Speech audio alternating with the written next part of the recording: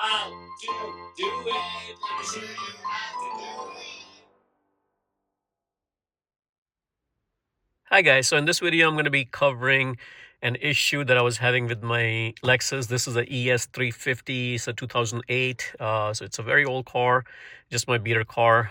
We've had it for a long time, and it's time for us to do some maintenance on this. This car has about 130,000 miles on there, so I'm kind of working on, getting some of the things fixed on the front suspension. But one of the issues that I'm having currently is every time I'm accelerating the car, especially when I put it in drive, I kind of feel this thud, just kind of push back from the engine, and I kind of feel that vibration coming on, on my steering wheel and on my seat, and that's kind of like an indication of like your engine mounts going bad, or the transmission mount going bad.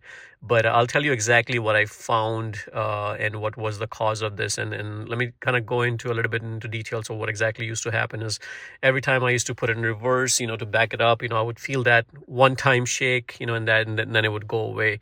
Now if I park the car on, if it's just idling, it's just parked, not doing anything, not driving, I would not feel any vibration on the steering wheel. I mean, it was pretty smooth, right? So I'm not feeling that, so that kind of gave me an indication that my engine mounts might be okay, because one of the biggest thing with engine mounts is if you have bad engine mounts, then you feel the vibration when the car is parked and not moving.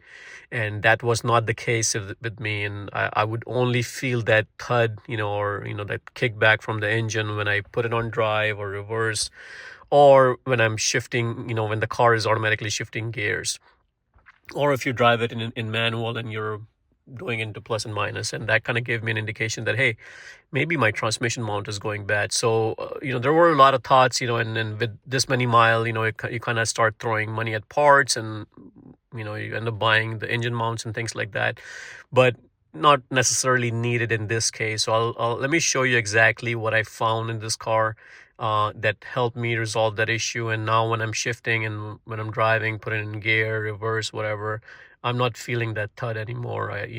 All that is being absorbed by the issue that I found. So let's get to the hood. Let me show you exactly what I found. So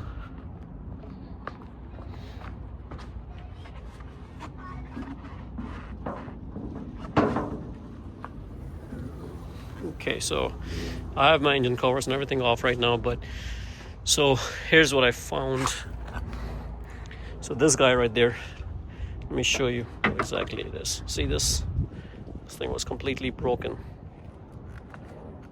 I mean, literally this thing is just broken into pieces. So, and this goes right over here, and this is the actual piece. It has these rubber guards that goes on the side where the actual bushing is. So if you look at it from outside, everything's gonna seem okay, and you can't really tell even if you try to move the engine or whatever. And sometimes when the engine is on, you don't even see it, in action or whatever. So you won't really know unless you really take it off and inspect it or try to peek it through right from here. But this is the entire piece. I didn't put a new one because I found an old used one on eBay. Mainly because I wanted to go genuine. If you try to buy this genuine, it's very expensive. But if I got it on eBay, a lot cheaper. But if you buy like aftermarket, a lot of people said it doesn't really last you that long. It may last you for a few days, whatever. But especially the one on Amazon goes for like $20, but those are not good, so I would not recommend that. This is a 16-year-old car, so this thing failed after 16 years, which is quite a bit. So this is just my beater car. I'm not planning on keeping it for too long, but at least it will last me a lot longer than the regular one. But see what can happen. So when this thing was all in place, even though I was looking at it, I wasn't convinced that this piece is bad, because it was kind of like looking like this.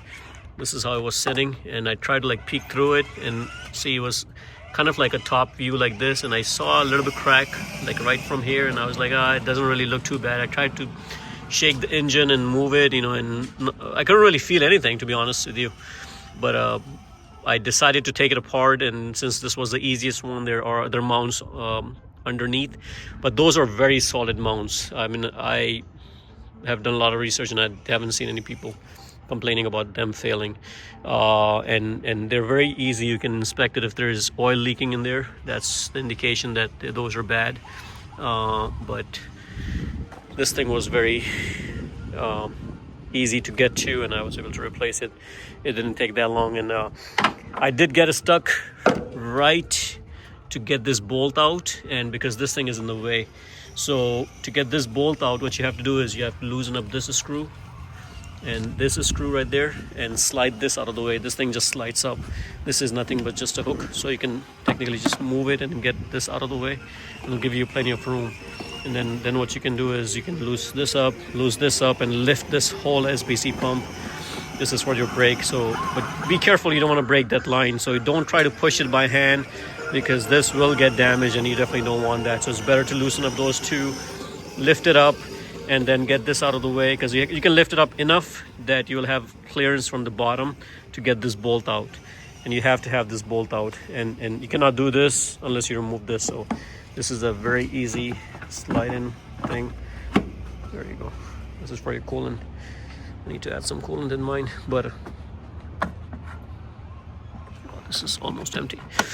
But anyways, so you know, again, this made a big difference, and now my engine is very smooth. You know, the shifting and everything is like day and night. So I couldn't believe that this small part was causing all that issue.